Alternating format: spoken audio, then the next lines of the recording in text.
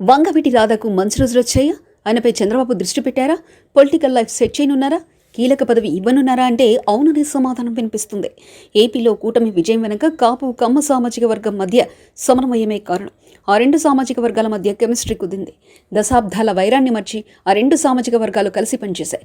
అయితే ఈ క్రమంలో వంగవీటి రాధా ఎక్కువగా కృషి చేశారు. కోస్తాలో కూటమి తరఫున ప్రచారం చేశారు. కాపు సామాజిక వర్గం ఓట్లను కూటమి వైపు టర్న్ చేశారు. చివరకు బీజేపీ నుంచి పోటీ చేసిన సుజనా చౌదరి లాంటి నేతలకు కూడా మద్దతుగా ప్రచారం చేశారు. ఒక దశలో రాధా వైసీపీలో చేరుతారని పెద్ద ఎత్తున ప్రచారం జరిగింది. కానీ అందుకు రాధా అంగీకరించడం లేదు. టీడీపీలో మనస్ఫూర్తిగా పనిచేశారు. ఇప్పుడు అదే రాధాకు వరంగా మారనుంది. 2004లో పొలిటికల్ ఎంట్రీ ఇచ్చారు వంగవీటి రాధా. తొలిసారిగా కాంగ్రెస్ అభ్యర్థిగా పోటీ చేసి విజయం సాధించారు. చట్టసభలకు ఎన్నిక కావడం అదే తొలిసారి, అదే చివరిసారి కూడా. 2009లో రాజశేఖర రెడ్డి వద్దని వారించిన చిరంజీవి ప్రజారాజ్యం పార్టీలో చేరారు. పోటీ చేసి ఓడిపోయారు. అనంతరం జగన్ వెంట నడిచారు. 2014 ఎన్నికల్లో వైసీపీ అభ్యర్థిగా పోటీ చేసి ఓడిపోయారు. 2019లో పోటీ చేయడానికి టికెట్ దక్కలేదు. టీడీపీలోకి వచ్చినా ఛాన్స్ రాలేదు.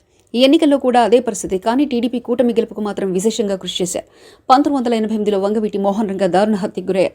1989 ఎన్నికల్లో ఆయన భార్య కాంగ్రెస్ అభ్యర్థిగా పోటీ చేసి విజయం సాధించారు. అటు తర్వాత టీడీపీ హవాలో వంగవీటి కుటుంబం మౌనం పాటించాల్సి వచ్చింది. కానీ 2004లో వైఎస్ రాజశేఖర రెడ్డి తెరపైకి వచ్చారు. ఉమ్మడి రాష్ట్రంలో సుదీర్ఘకాలం పాదయాత్ర చేశారు. ఆ సమయంలోనే వంగవీటి రాధాకృష్ణ ఇంకా చదువును కొనసాగిస్తూనే ఉన్నారు. అప్పుడే రాజశేఖర రెడ్డి భుజం తట్టి రాధాకృష్ణను రాజకీయాల్లోకి రప్పించారు. కాంగ్రెస్ పార్టీ టికెట్ ఇచ్చారు. విజయవాడ తూర్పు నియోజకవర్గం నుంచి గెలిపించుకున్నారు. 2004లో అతి చిన్న వయసులోనే అసెంబ్లీలో అడుగుపెట్టిన వారిలో రాధాకృష్ణ ఒకరు. కానీ 2009లో ప్రజారాజ్యం పార్టీలోకి వెళ్లి చేతులు కాల్చుకున్నారు రాధా.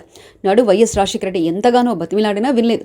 2019 ఎన్నికల్లో సైతం జగన్ రాజశేఖర రెడ్డి మాదిరిగానే ఒప్పించే ప్రయత్నం చేశారు. మచిలీపట్నం ఎంపీ టికెట్ ఆఫర్ చేసినా వినలేదు. టీడీపీలోకి వెళ్లి చేజేతుల నష్టాన్ని చేకూర్చుకున్నారు. పోనీ ఇప్పుడైనా చంద్రబాబు న్యాయం చేస్తారో లేదో చూడాలి.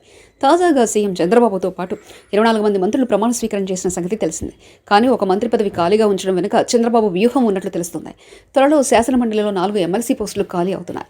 ముందుగా వంగవీటి రాధాను ఎమ్మెల్సీ చేసి కేబినెట్లోకి తీసుకునేందుకు చంద్రబాబు డిసైడ్ అయినట్లు సమాచారం. ఇప్పటికే కాపు సామాజిక వర్గానికి చెందిన 4 పదవులు ఇచ్చారు. విపక్షాలకు చెక్ పెట్టాలంటే రాధా లాంటి వారికి అవకాశం ఇవ్వాలని చంద్రబాబు ఒక నిర్ణయానికి వచ్చినట్లు సమాచారం. అదే జరిగింది. రాధా రాజకీయ జీవితం ఓ గాడిలో పడినట్లే. వంగవీటి అభిమానులకు ఇది ఒక శుభవార్త అనే చెప్పాలి.